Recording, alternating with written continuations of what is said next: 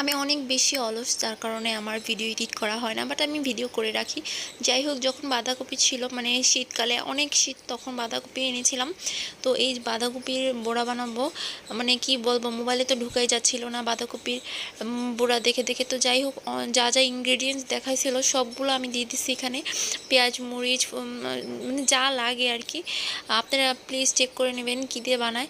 তো আমার বাসায় যা যা ছিল, যা মশলা ছিল তা দিয়ে আমি বানানোর চেষ্টা করছি। তো এগুলিকে সব একসাথে ভালোভাবে মুথে নিয়েছিলাম।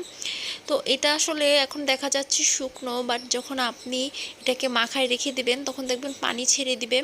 তো এটাকে হচ্ছে ভালো করে মাখানোর পর একটা ডিম দিয়ে দিব, যাতে করে টেক্সচারটা একটু স্মুথি হয়, যা আর হচ্ছে দিতে সুবিধা হয়। দেখতে পাচ্ছেন কি সুন্দর একটা কালার আসছে। ডিমটা দেওয়ার পর আরও ভালো লাগবে খেতে। তো যাই হোক, আমাকে যেভাবে যেভাবে বলেছে